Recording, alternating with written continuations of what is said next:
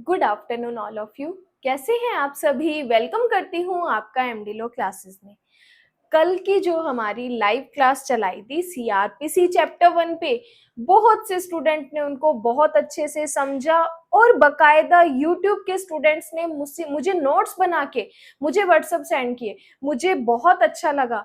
इन students का motivation देख के आज मैं सीआरपीसी का चैप्टर 2 आपको पढ़ाने वाली हूँ। सही सुन रहे हैं आप, सीआरपीसी का चैप्टर 2 पढ़ाने वाली हूँ। देखिए, जब जब मुझे लगता है कि स्टूडेंट मोटिवेट हो रहा है, स्टूडेंट मेरी यूट्यूब वीडियो से पढ़ रहा है, नोट्स बना रहा है, जुडिशरी लेवल की तैयारी कर रहा है, तो उनको देख के मैं डबल मोटिवेट होती हूँ। और मुझे लगता है कि अगर स्टूडेंट कोचिंग अफोर्ड नहीं कर पा रहा तो जितना मेरे से हो रहा है मैं उतनी उनकी हेल्प करूँ। जैसे कि स्टूडेंट ने मुझे, बहुत से स्टूडेंट ने कमेंट्स किया था कि मैडम एविडेंस सेट समझ नहीं आ रहा, लैंग्वेज बहुत ज्यादा टिपिकल है। तो मुझे उनके मोटिवेशन से डबल मोटिवेशन मिला और मैंने एविडेंस एक्ट 95% यूट्यूब पे पढ़ा रखा है। हर एक सेक्शन मैंने बता रखा है जो जुडिशरी लेवल से इंपॉर्टेंट है। तो अगर आप मोटिवेट रहते हैं और आपके मोटिवेशन से अगर मुझे डबल मोटिवेशन मिलती है तो मैं जरूर आपकी हेल्प करूंगी जितना मेरे से हो सकेगा। तो आइए आज स्टार्ट करते हैं चैप्टर 2।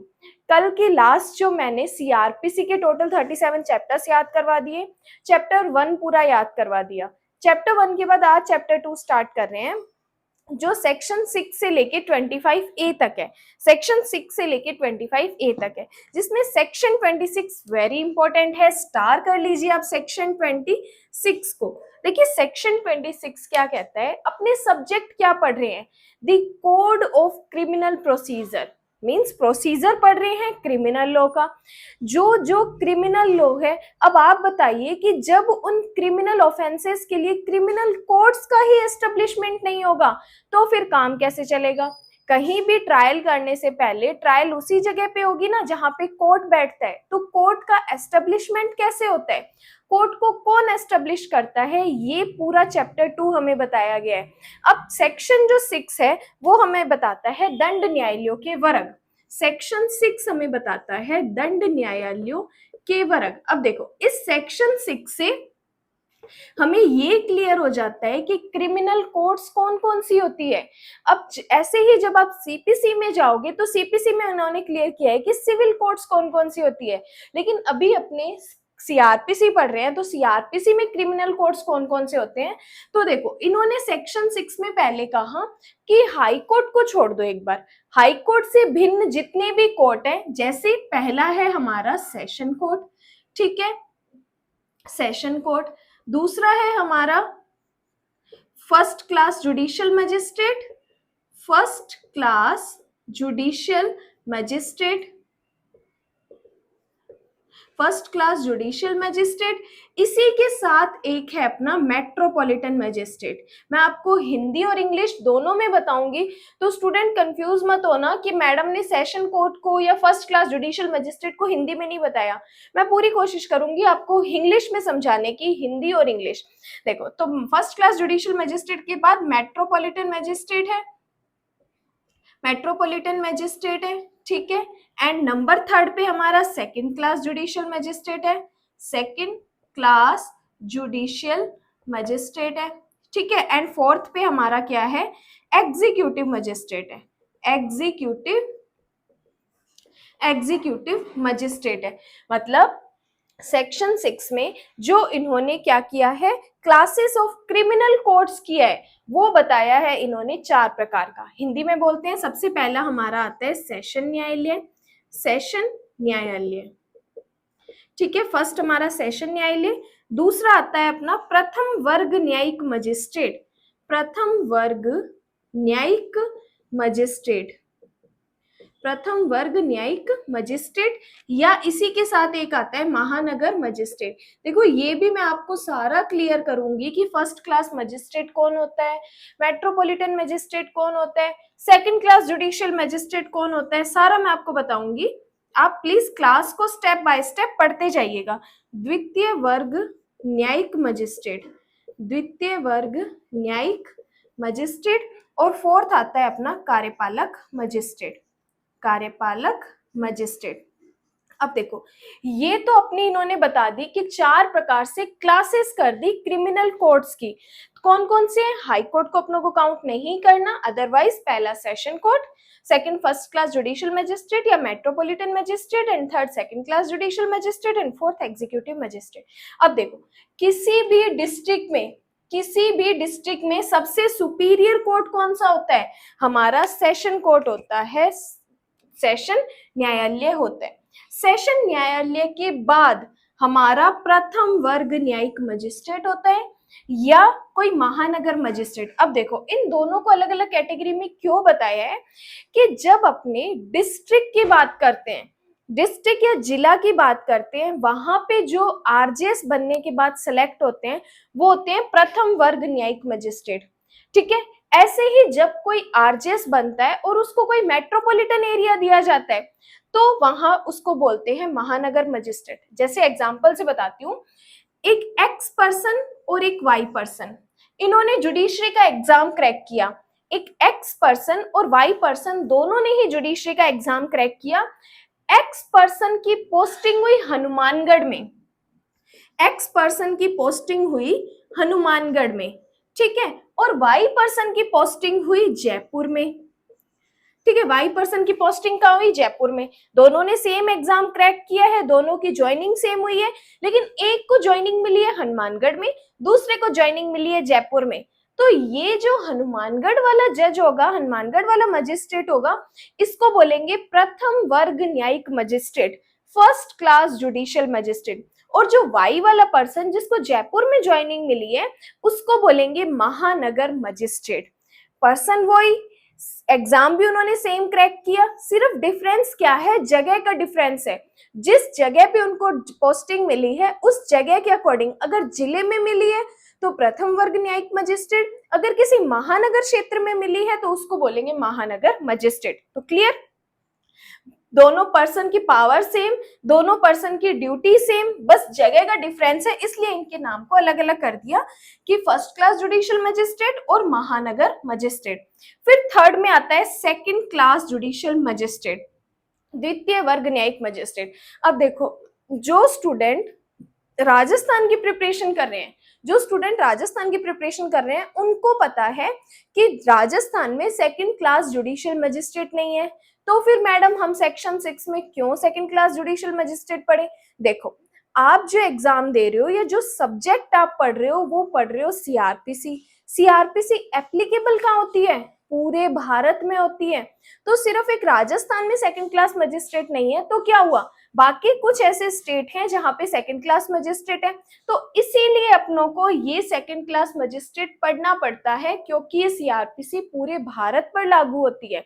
तो इसीलिए अपनों को, अगर अपनों से एग्जाम में सेक्शन 6 को लेके क्वेश्चन आता है कि बताइए क्लासेस ऑफ क्रिमिनल कोर्ट्स क्या होती है, तो आपको चाहे वो राजस्थान का एग्जाम पूछा है या कोई अदर स्टेट का पूछा है, तो आपको ये ही लिखना पड़ेगा।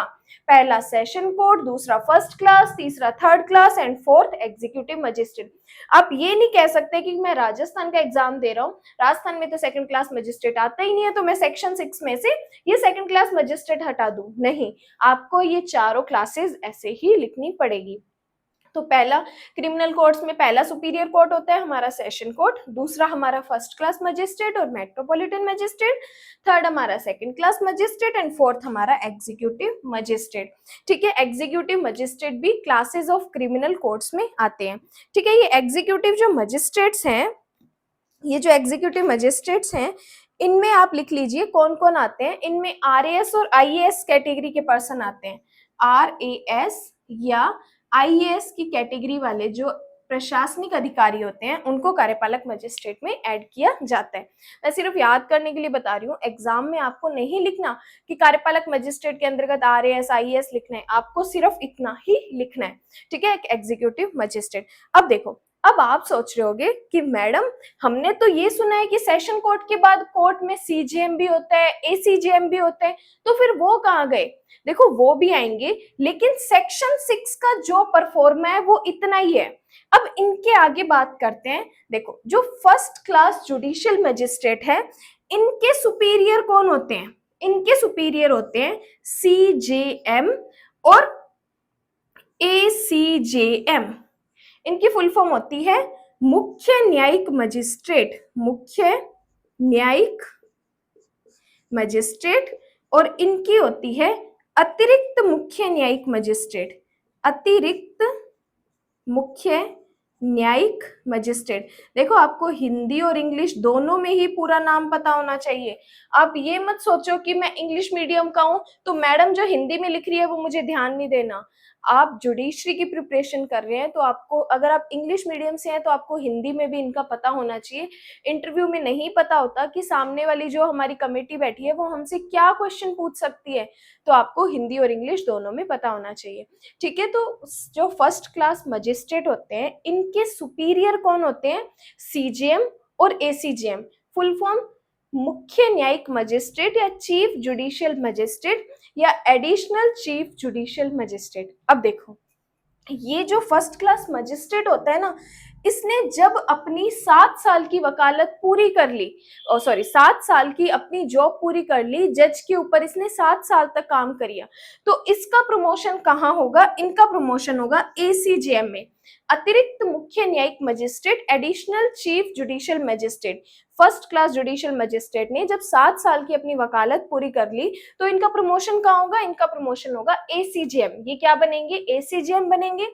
एसीजेएम में इन्होंने अपना काम पूरा कर लिया, जितने टाइम की प्रैक्टिकली बताई हुई है कि इतना टाइम अपने जॉब को दे देंगे तो इतने टाइम बाद इनका प्रमोशन होगा, तो फिर इनका प्रमोशन होगा सीजेएम में, चीफ जुडिशियल मजिस्ट्रेट। तो सबसे बड़े कौन हुए सेशन कोर्ट के बाद? हमारे सीजेएम, फिर हमारे एसीजेएम, फिर फर्स्ट क्लास जुडिशियल मजिस्ट्रेट, फिर फर्स्ट क्लास जुडिशियल मजिस्ट्रेट। ये तो हो गया इनके साथ। अब ये देखो, ये महानगर मजिस्ट्रेट मैंने आपको बताया कि फर्स्ट क्लास जुडिशियल मजिस्ट्रेट के इक्विवेलेंट है, तो इनके जब जब इनका प्रमोशन होगा तो ये बनेंगे सीएमएम। बता रही हूं अभी कंप्लीट, ACMM, शॉर्ट में इनको सीएमएम या ACMM बोलते हैं। जैसे मुख्य महानगर मजिस्ट्रेट, मुख्य महानगर मजिस्ट्रेट, और इनको बोलते हैं अतिरिक्त मुख्य महानगर मजिस्ट्रेट, अतिरिक्त मुख्य महानगर मजिस्ट्रेट। ठीक है, अगर वो डिस्ट्रिक्ट में इनका प्रमोशन होता है तो सीजीएम और एसीजीएम, अगर मेट्रोपॉलिटन एरिया में इनका प्रमोशन होता है तो इनको बोलेंगे CMM, chief metropolitan magistrate, and ACMM, additional chief metropolitan magistrate. दोनों पर्सन सेम, दोनों का प्रमोशन सेम टाइम पे हो रहा है, दोनों अपनी पावर्स को सेम हेल्ड कर रहे हैं, सिर्फ जगह के अकॉर्डिंग उनका नाम चेंज हो गया। तो फर्स्ट क्लास मजिस्ट्रेट है तो सीजीएम और एसीजीएम, महानगर मजिस्ट्रेट है तो सीएमएम और एसीएमएम। ठीक है, तो आपको नोट्स कैसे प्रिपेयर करने हैं? पहले नोट्स में जो सेक्शन 6 लिखा हुआ है आपको सेम वही लिखना है। उसके बाद एक छोटा सा डायग्राम बना के सबसे पहले सेशन कोड, फिर फर्स्ट क्लास मजिस्ट्रेट को 2 पार्ट में डिवाइड कर देना, सीजीएम और एसीजीएम, पूरा नाम लिख देना हिंदी प्लस इंग्लिश में। फिर मेट्रोपॉलिटन मजिस्ट्रेट को डिवाइड कर देना 2 पार्ट में, सीएमएम और ACMM। उसके बाद सेकंड क्लास मजिस्ट्रेट एंड उसके बाद एग्जीक्यूटिव मजिस्ट्रेट। ठीक है, ये है सेक्शन 6 का थोड़ा सा वाइड रूप, बेरेक्ट में जितना बताया उससे थोड़ा सा एक्स्ट्रा।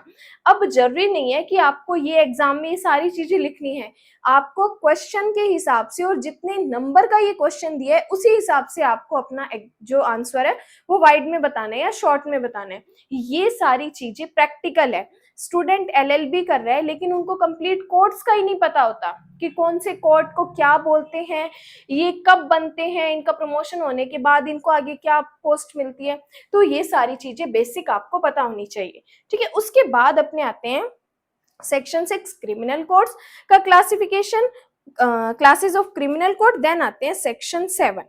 अब देखो एक और चीज बताती हूँ कि जब अपने मेंस का क्वेश्चन लिखते हैं, जब मेंस का क्वेश्चन आता है प्रॉब्लम बेस्ड, ठीक है, जजमेंट राइटिंग का, तो जजमेंट राइटिंग में कोई भी जज का नाम नहीं दिया होता कि आपको कौन से जज को लेटर लिखना है या जजमेंट राइटिंग में कैसे कौन से कोर्ट का नाम लिखना है।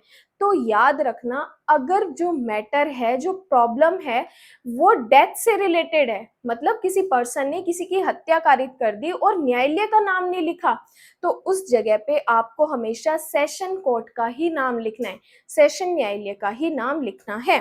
तो जजमेंट राइटिंग में अगर कोर्ट का नाम नहीं दिया और मैटर डेथ से रिलेटेड है तो आपको आपको कौन सा कोर्ट का नाम लिखना है, आपको सेशन कोर्ट का, और कोई अदर मैटर है वहां पे आपको, अगर डिस्ट्रिक्ट मैटर है तो फर्स्ट क्लास जुडिशियल मजिस्ट्रेट, और यदि जो मैटर है वो मेट्रोपॉलिटन एरिया का है और वहां पे कोई अदर ऑफेंस होता है तो आपको महानगर मजिस्ट्रेट ही लिखना है। ये एक प्रैक्टिकली और इम्पोर्टेंट नॉलेज थी, इंफॉर्मेशन थी जो मैंने आपको बताई। उसके बाद आ जाइए सेक्शन 7 पे। सेक्शन 7 लेस देन इंपॉर्टेंट है, आपको सारा नहीं पढ़ना, सिर्फ आपको इतना सा याद रखना है, प्रत्येक राज्य एक सेशन खंड होगा, उसमें अदर सेशन खंड्स होंगे। बाकी सेक्शन 7 का ओनली टाइटल याद रखना और सिर्फ एक ये चीज याद रखनी है, ठीक है। देन आ जाओ सेक्शन 8 पे। वेरी वेरी वेरी इंपॉर्टेंट है, practical knowledge plus judiciary point of view, ठीक है। तो आपको ये सेक्शन 8 बहुत अच्छे से याद करना है। मैं पूरी कोशिश करूंगी इसमें जितने भी सबसेक्शंस हैं आपको प्रॉपर याद करवा दूं और शॉर्ट में बता दूं कि इस सबसेक्शन को क्या कहेंगे। तो इतनी देर जब जितना भी आपने पढ़ा है, अगर आपको कुछ भी डाउट है तो आप कमेंट्स में लिख दीजिए, बताइए कि मैम हमें ये चीज क्लियर नहीं है, तो मैं कोशिश करूंगी कि आपको कमेंट्स में उसका आंसर दे दूं। यहां तक सबको क्लियर है? ठीक है, आगे बढ़ते हैं अपने सेक्शन 8। सेक्शन 8 की सबसे पहले हेडिंग लगाएंगे अपने महानगर क्षेत्र। सेक्शन 8 महानगर क्षेत्र, मेट्रोपॉलिटन एरिया कौन सा होता है? अब एक क्वेश्चन मैं पूछती हूँ कि जब अपनों ने सेक्शन 2 डेफिनेशन क्लोज पढ़ा था, कंप्लीट डेफिनेशन क्लोज टू ए से लेके कंप्लीट टू वाई तक बताया था, अब आप मेरे को बताओ कि 2 के डेफिनेशन क्लोज में कहाँ अपनों ने महानगर क्षेत्र की डेफिनेशन पढ़ी थी? जल्दी से कमेंट्स में बता दीजिए कि महानगर क्षेत्र की डेफिनेशन सेक्शन 2 के कौन से क्लोज में पढ़ी थी। ठीक है, तो अपने आगे स्टार्ट करते हैं। देखो, सबसे पहले महानगर क्षेत्र का सबसेक्शन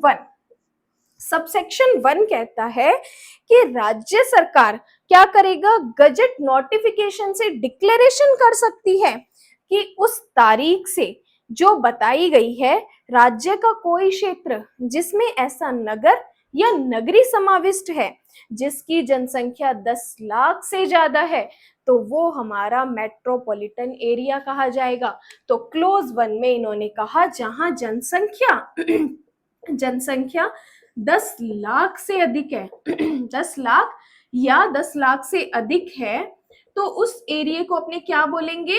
मेट्रोपॉलिटन एरिया बोलेंगे। मेट्रोपॉलिटन एरिया बोलेंगे क्योंकि इतनी देर अपने पढ़ा था कि महानगर क्षेत्र में कौन होता है? CMM, ACMM. लेकिन महानगर क्षेत्र बनता कैसे है? तो सेक्शन 8 के क्लोज 1 में इन्होंने बताया कि जहां की पॉपुलेशन, जहां की जनसंख्या 10 लाख या 10 लाख से अधिक है, उस एरिया को अपने क्या करेंगे? मेट्रोपॉलिटन डिक्लेयर करेंगे। और ये मेट्रोपॉलिटन डिक्लेयर कौन करेगा?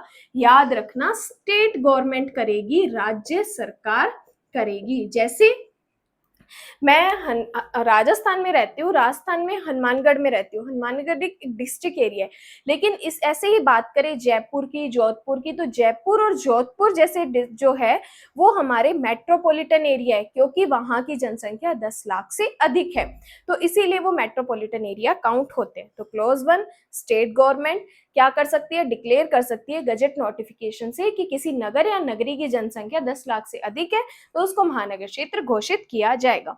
सबसेक्शन 2 कहते हैं कि इस संहिता के प्रारंभ से जो मुंबई, कलकत्ता, मद्रास या प्रेसिडेंसी नगरों में से प्रत्येक और अहमदाबाद नगर सबसेक्शन 1 के दिन महानगर घोषित किए गए समझे जाएंगे।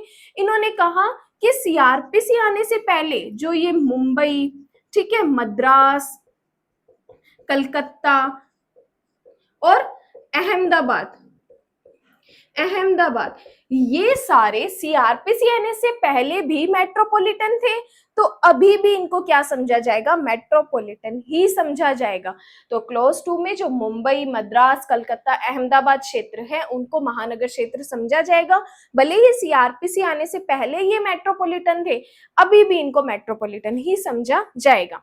देन आते हैं सबसेक्शन 3 पे। सबसेक्शन 3 कहता है कि स्टेट गवर्नमेंट गजट नोटिफिकेशन से महानगर क्षेत्र की सीमाओं को बढ़ा सकती है, कम कर सकती है, परिवर्तित कर सकती है, बट ऐसी कमी, परिवर्तन या बदलाव इस प्रकार नहीं किया जाएगा कि वहां की पॉपुलेशन 10 लाख से कम हो जाए। तो मतलब सबसेक्शन 3 में कहा कि स्टेट गवर्नमेंट क्या कर सकती है, किसी एरिया को कम कर सकती है, ठीक है, किसी एरिया की सीमा को कम कर सकती है, बढ़ा सकती है या परिवर्तित कर सकती है, ठीक है, क्योंकि स्टेट गवर्नमेंट के पास ही राइट है कि वो किसी अगर एरिया की पॉपुलेशन 10 लाख से अधिक हो जाए तो उसको मेट्रोपॉलिटन एरिया डिक्लेयर कर दे। तो स्टेट गवर्नमेंट कम कर सकती है, सीमाओं को बढ़ा सकती है, परिवर्तित कर सकती है, लेकिन इस हिसाब से नहीं कर सकती कि वहां की पॉपुलेशन 10 लाख से कम हो जाए, ठीक है। अब सबसेक्शन 3, सबसेक्शन 4 कहता है कि जहां किसी क्षेत्र के महानगर क्षेत्र घोषित किए जाने या घोषित समझे जाने के पश्चात ऐसे क्षेत्र की जनसंख्या 10 लाख से कम हो जाती है। क्वेश्चंस के स्टूडेंट्स के मन में डाउट आया होगा कि मैडम 10 लाख है तो मेट्रोपॉलिटन एरिया कर दिया, अगर 10 लाख से कम हो जाता है तो क्या? तो देखो, अगर 10 लाख से कम हो जाता है तो वो वापस डिस्ट्रिक्ट लेवल पे चला जाएगा। जैसे हनुमानगढ़ की पॉपुलेशन 10 लाख से ज्यादा हो गई, एग्जांपल 12 लाख हो गई, तो हनुमानगढ़ क्या समझा जाएगा, एक महानगर क्षेत्र समझा जाएगा। लेकिन किसी रीजन की वजह से हनुमानगढ़ की पॉपुलेशन कम हो जाती है, 9 लाख बच जाती है, तो अब हनुमानगढ़ वापस डिस्ट्रिक्ट लेवल पे आ जाएगा। अब स्टूडेंट के मन में क्वेश्चन होगा कि मैडम जब मेट्रोपॉलिटन एरिया बनाया तो सारे केसेस, सारे जजेस जो भी होंगे अपॉइंट मेट्रोपॉलिटन मजिस्ट्रेट काउंट होंगे, तो फिर जब वो डिस्ट्रिक्ट में हो जाएंगे तो क्या उनको मेट्रोपॉलिटन से फर्स्ट क्लास जुडिशियल मजिस्ट्रेट बना देंगे? तो देखो जब पॉपुलेशन थी, एग्जांपल दे रही हूं, जब पॉपुलेशन थी हनुमानगढ़ की 9 लाख, ठीक है, हनुमानगढ़ की पॉपुलेशन थी 9 लाख, तब ये कैसे होता था, डिस्ट्रिक्ट लेवल पे सारे मैटर सॉल्व होते थे। जैसे ही हनुमानगढ़ की पॉपुलेशन हुई 12 लाख, ठीक है, तो अब ये जो भी इस दिन से, जिस दिन से मेट्रोपॉलिटन एरिया डिक्लेयर किया, उस दिन से जितने भी नए मैटर आएंगे वो मेट्रोपॉलिटन एरिया की तरह ही सुलझाए जाएंगे, ठीक है। अब देखो, अब जैसे ही हनुमानगढ़ की पॉपुलेशन वापस 9 लाख पर आ गई, तो देखो ये जितने मैटर थे, जितने मैटर पेंडिंग चल रहे हैं वो सारे मेट्रोपॉलिटन की तरह सुलझाए जाएंगे। जैसे ही 9 लाख हुई तो जिस दिन से ये मेट्रोपॉलिटन एरिया से हटा उस दिन से ये सारे मैटर डिस्ट्रिक्ट लेवल पे ही सुलझाए जाएंगे। तो वैसे ज्यादा स्टूडेंट्स को कंफ्यूज नहीं होना, सिंपल सा सबसेक्शन 4 कहता है कि यदि किसी कारण से पॉपुलेशन 10 लाख से कम हो जाती है तो स्टेट गवर्नमेंट उस एरिया को मेट्रोपॉलिटन से हटा देगी। सबसेक्शन 4 में आपको इतना ही याद रखना है कि यदि जनसंख्या 10 लाख से कम हो जाती है, यदि जनसंख्या 10 लाख से कम हो जाती है तो स्टेट गवर्नमेंट क्या करेगी, उसको स्टेट गवर्नमेंट मेट्रोपॉलिटन एरिया से उस क्षेत्र को हटा देगी, ठीक है। देन आ जाओ सबसेक्शन 5। सबसेक्शन 5 कहता है कि जहां स्टेट गवर्नमेंट, सबसेक्शन 3 अपनों ने क्या पढ़ा था कि स्टेट गवर्नमेंट बाउंड्रीज को कम कर सकती है, बढ़ा सकती है, चेंज कर सकती है, लेकिन इस हिसाब से चेंज नहीं कर सकती कि उसकी पॉपुलेशन 10 लाख से कम हो जाए। तो इन्होंने कहा जहां सबसेक्शन 3 के अधीन किसी महानगर क्षेत्र की सीमा कम हो जाती है, सीमा को कम करती है या परिवर्तित करती है, या जांच या विचारण या अपील पर जो ऐसे कम या परिवर्तन करने से ठीक पहले किसी न्यायालय मजिस्ट्रेट के समक्ष लंबित थी, ऐसे कम करने, परिवर्तित करने का कोई इफेक्ट नहीं होगा।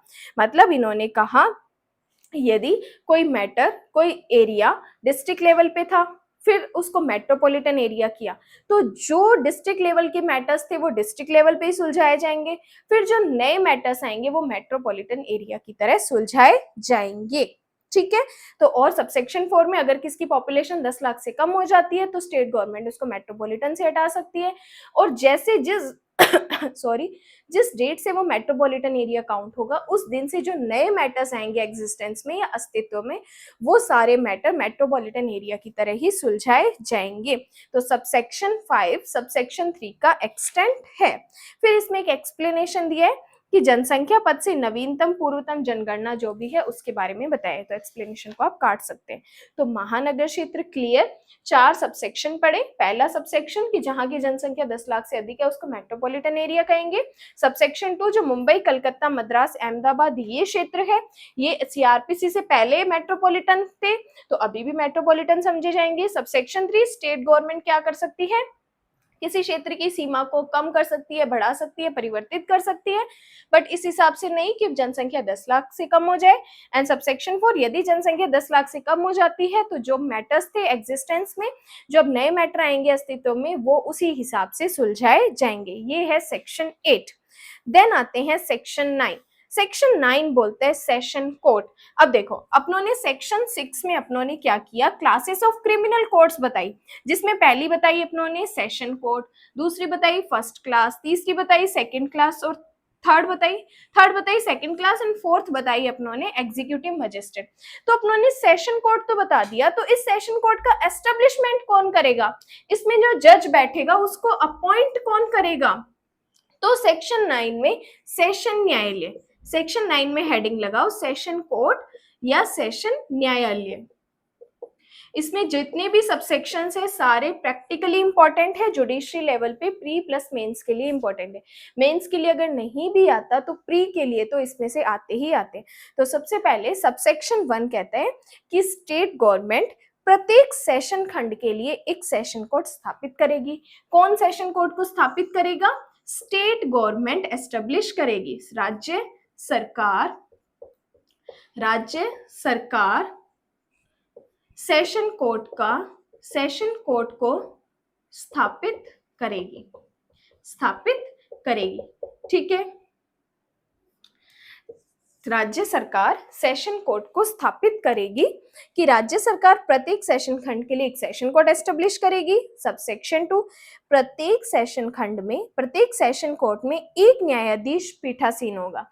सिंपल सी बात है, सेशन कोर्ट में सेशन जज बैठेगा जिसको क्या बोलेंगे अपने पीठासीन अधिकारी, और जिसको कौन अपॉइंट करेगा, हाई कोर्ट अपॉइंट करेगा। तो सेशन जज को कौन अपॉइंट करेगा, हाई कोर्ट अपॉइंट करेगा, हाई कोर्ट अपॉइंट करेगा। देखो मैं सिर्फ आपको बोर्ड पे शॉर्ट फॉर्म लिख रही हूँ, मैं कंप्लीट चीजें बोर्ड पे नहीं लिख पाऊंगी। अब जो चीज मैं आपको शॉर्ट में बता रही हूँ, अब आपको बेरक्ट से देख के उसके इजी नोट्स बनाने हैं।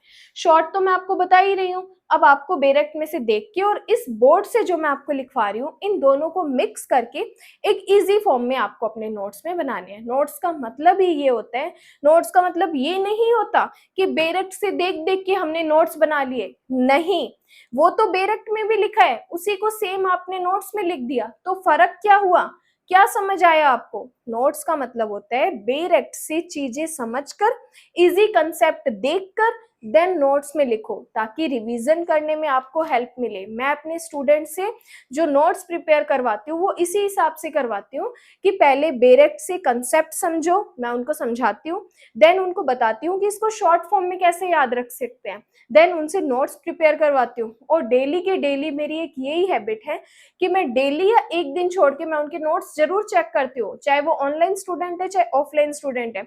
उनसे फोन पे पीडीएफ मंगवा के या डायरेक्ट ऑफलाइन स्टूडेंट से नोट्स लेके मैं उनके चेक करती हूँ, क्योंकि स्टूडेंट्स तो बना लेंगे। अब मान लीजिए स्टूडेंट ने कुछ गलत चीज ऐड कर दी या कुछ मिसअंडरस्टैंडिंग की वजह से उसने कुछ गलत लिख लिया तो फिर वो लाइफ टाइम गलत ही याद करता रहेगा।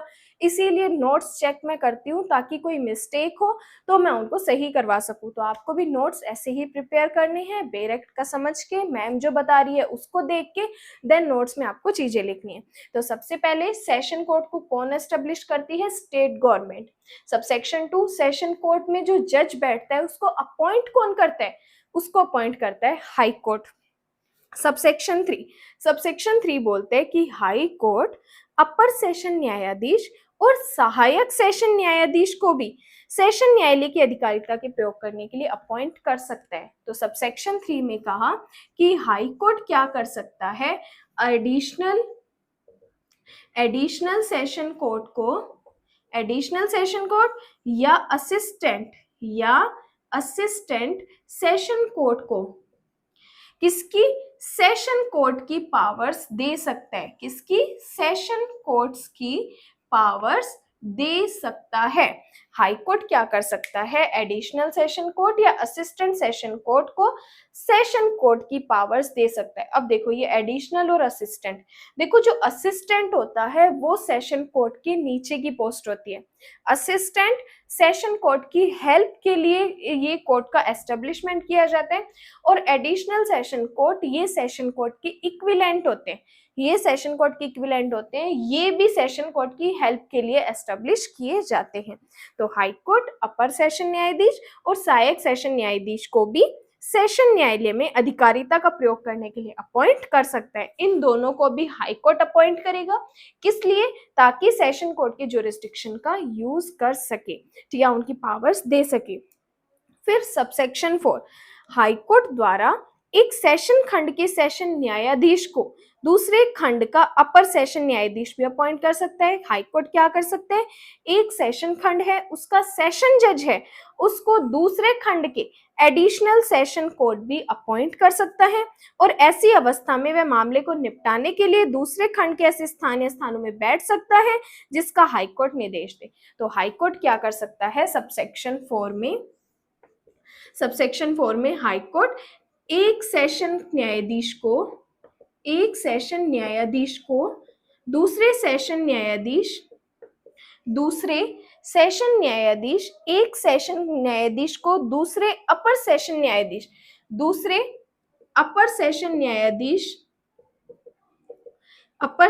न्यायाधीश की शक्ति, अब दूसरे अपर सेशन न्यायाधीश भी अपॉइंट कर सकते हैं, न्यायाधीश भी अपॉइंट कर सकता है।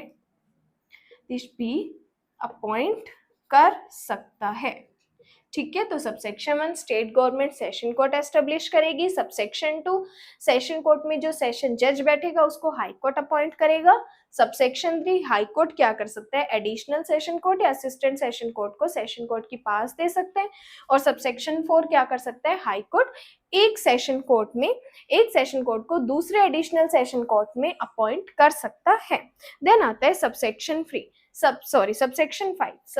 5 में कहा कि जब कभी भी कोर्ट ऑफ सेशन अवेलेबल नहीं है, याद रखना, जब भी कभी कोर्ट ऑफ सेशन अवेलेबल नहीं है तो उसकी पावर किसको देंगे, उसका काम किसको देंगे, असिस्टेंट को देंगे। और जब असिस्टेंट भी नहीं है, जब असिस्टेंट सेशन जज भी नहीं है, तो पावर किसको देंगे, तो पावर हम सीजेएम को देंगे। याद रखना, सबसेक्शन 5 में जब सेशन कोर्ट अवेलेबल नहीं है तब इसकी पावर किसको देंगे, असिस्टेंट को देंगे। जब असिस्टेंट भी नहीं है तो उसकी पावर किसको देंगे, सीजेएम को देंगे। ये स्टार कर लेना, प्री के लिए इंपॉर्टेंट है, ये सबसेक्शन स्टार्ट कर लेना, प्री के लिए इंपॉर्टेंट है कि जब कभी सेशन कोर्ट अवेलेबल नहीं है तो सेशन कोर्ट का काम किसको देंगे, अपने असिस्टेंट को देंगे, सहायक सेशन न्यायाधीश को देंगे। जब असिस्टेंट भी अवेलेबल नहीं है तो किसको देंगे, सीजेएम को देंगे, मुख्य न्यायिक मजिस्ट्रेट को देंगे। स्टार कर लेना प्री के लिए, ठीक है।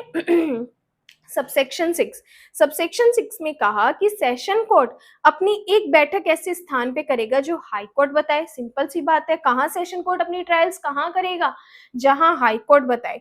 बट किसी स्पेशल मैटर में सेशन कोर्ट की ये राय है कि सेशन खंड किसी अन्य जगह पर बैठक करनी है जो साक्षियों के लिए, अभियोजन के लिए, उनकी सहूलियत के लिए है, तो सेशन कोर्ट वहां भी बैठक कर सकता है। तो सबसेक्शन 6 में कहा कि सेशन कोर्ट कहाँ होगा, जहां हाई कोर्ट बताए। लेकिन अगर सेशन कोर्ट को लगता है कि कहीं और बैठक करनी है तो वो वहां भी बैठक कर सकता है, और जब जिस जगह वो बैठक करेगा तो क्या समझा जाएगा, उस जगह को कोर्ट समझा जाएगा, न्यायालय समझा जाएगा। तो ये है सेक्शन 9 सेशन कोर्ट। देखो, session court practically plus judiciary level दोनों के हिसाब से बताया है, प्री के लिए हिसाब से बताया, और प्रैक्टिकल नॉलेज भी इसके बारे में होनी चाहिए कि अपने पढ़ते हैं सेशन कोर्ट, हमारे डिस्ट्रिक्ट में सेशन कोर्ट है। तो ये सेशन कोर्ट होता कौन सा है, इसको एस्टेब्लिश कौन करता है, इसके अंदर जो जज बैठता है उसको अपॉइंट कौन करता है, उसकी हेल्प के लिए कौन कौन से और कोर्ट्स बनाए जाते हैं। तो ये सारी चीजें मैंने आपको बताई। देन नेक्स्ट क्लास में अपने पढ़ेंगे section 10 section 10 assistant session code क्या होते हैं, सबऑर्डिनेट होते हैं, ये सारी चीजें पढ़ेंगे। अगर आपने अभी तक सीआरपीसी की 37 चैप्टर्स नहीं याद किए, सीआरपीसी का चैप्टर 1 नहीं क्लियर किया, तो मैं कमेंट्स में अभी आपको लिंक प्रोवाइड करवा दूंगी, पिन कमेंट कर दूंगी, तो आप प्लीज वहां से जाके अपने जो जो डाउट्स है वो क्लियर कीजिए।